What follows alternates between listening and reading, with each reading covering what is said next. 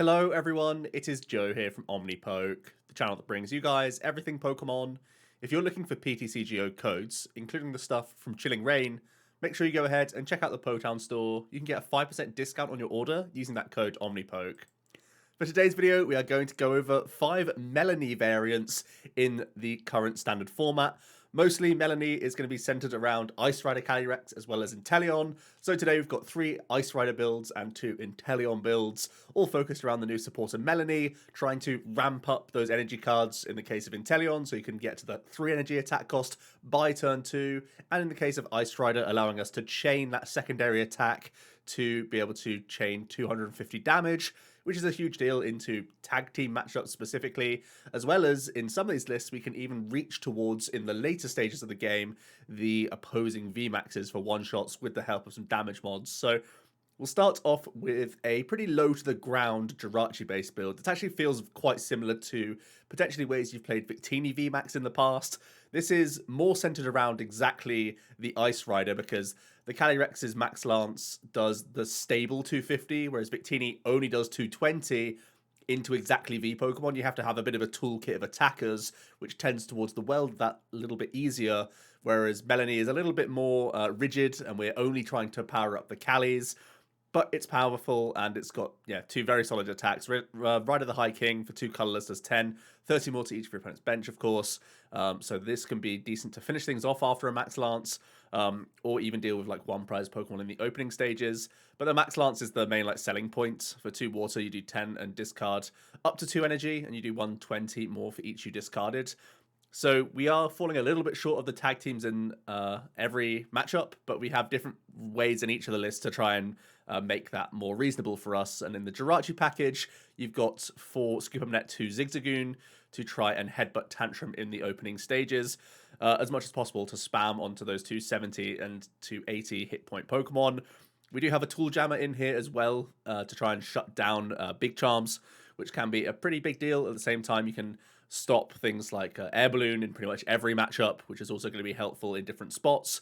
Not much else to say here. We're pretty much copy and pasting the Victini engine over, changing the welders for Melony's. We are playing Viridian Forest as well as Bucket, mostly because we want to have extra discard synergy for the water energy to make sure that that welder, the Melony, is online as quickly as possible. Hopefully, on turn 1 if we go second, at the very least turn 2 if we're going first. So yeah, this is really nice. You have your boss's orders. You still have a great catcher in here, so that you can have those turns of going Melony into Max Lance, possibly to finish the game on a Dedenne or something like that. So always pretty important. We have a Hooper in here as well. It's a decent dark type Pokemon. You never really get one-shots on Shadow Rider or anything like that, but it can still put a really reasonable chunk onto a Shadow Rider or even Trevnoir or Gengar with no commitment. And it means that sometimes you can overcommit with a Max Lance, remove both energies, not needing to instant Melony the following turn. You can just attach and find switch outs for the Hooper, or send this guy in first and have the energy established on the bench. So even if you are getting Marnie Night Watched, you simply have to send up your next Pokemon and announce an attack to keep that tempo going. So yeah, pretty nice cards, especially becoming more relevant again with Dark Weakness becoming such a big deal. So that's really all there is to say about this kind of list. Pretty straightforward, pretty low to the ground. Having your Jirachi start as Stellar Wishing means that you're not whiffing those early game quick balls. You're getting established on the board and hopefully getting into Melony quite consistently throughout the game. And then you have the extra benefits of Mewtwo to put them straight back on top of the deck. We do have it with Guru Synergy or with Jirachi Synergy. So yeah, pretty simple, trying to chain that Melony, and hopefully it means that you're mostly using Max Lance rather than Rider the High King, and just weaving that in when relevant. The secondary build is going to be a build with Cinccino.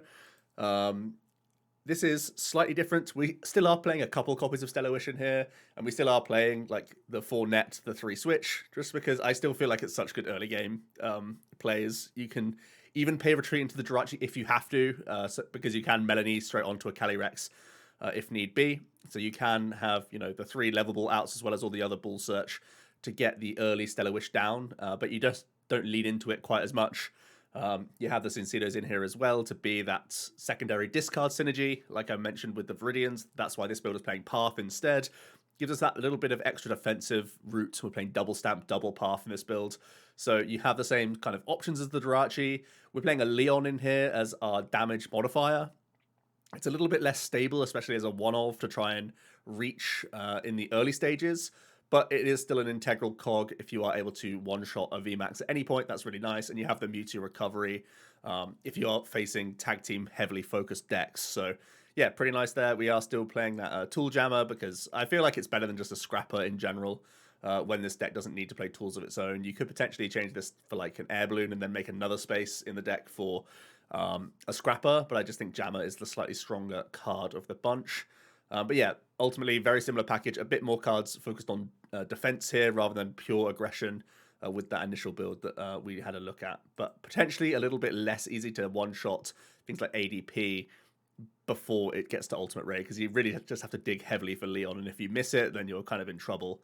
This is where the Drizzle and Inteleon package can come into its own, because you still play that one of Leon going on here, but you know that you can always tutor it with Shady Dealings by turn 2. So in exactly the ADP matchup, you can just like one bonk it quite easily, as long as you manually attach over the first 2 turns and just Leon bop.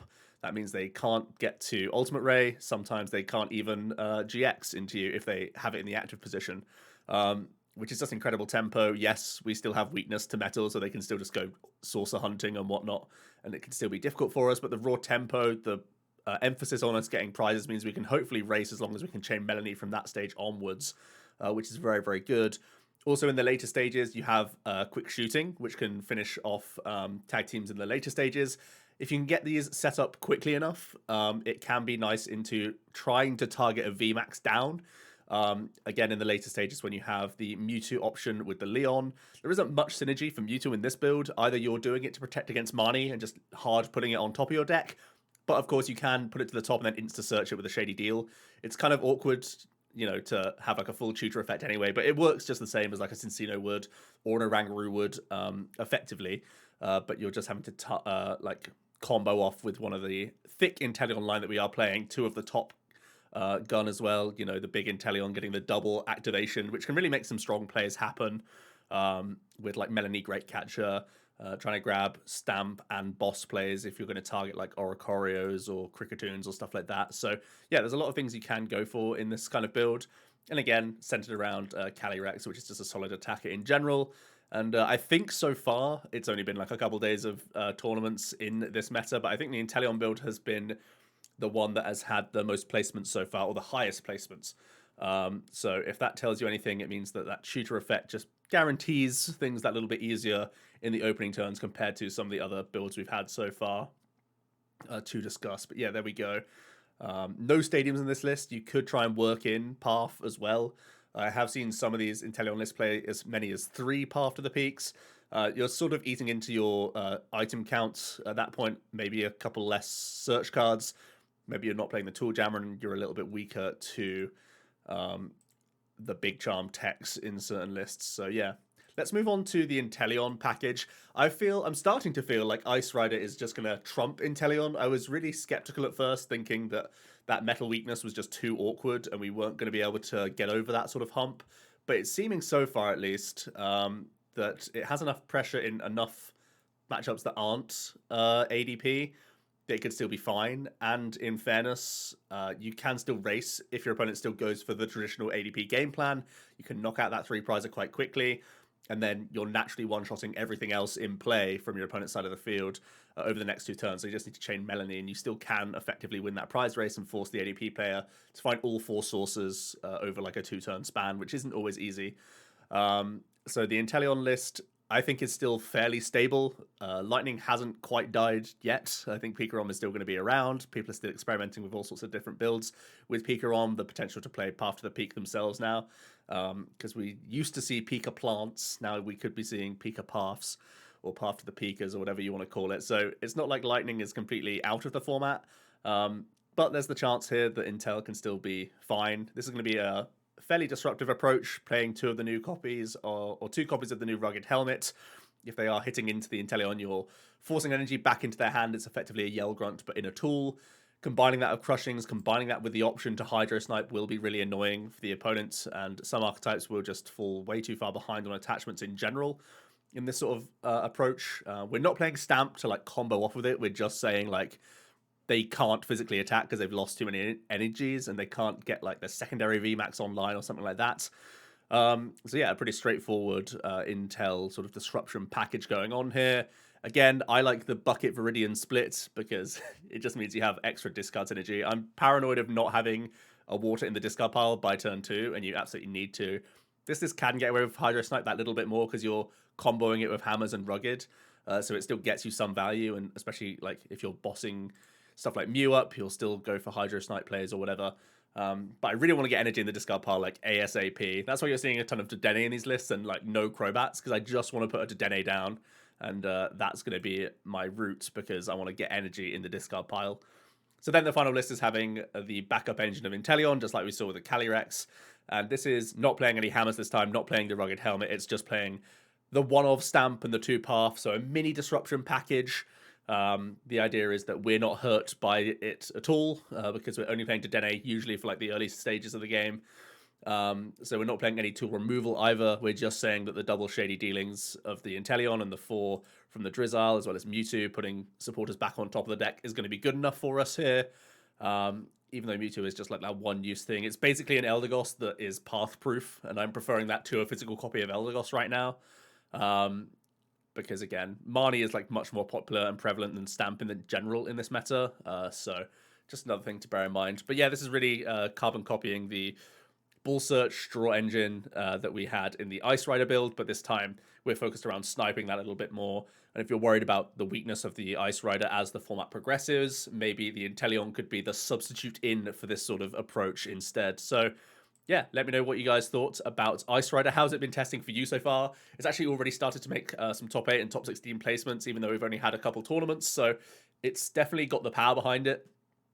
And yeah, we're going to see which one of these sort of 3 builds come out on top. If it's going to be Pure Jirachi, Cinccino, or Inteleon. Really excited to see how that works. And will Inteleon VMAX actually start getting that looking in the format?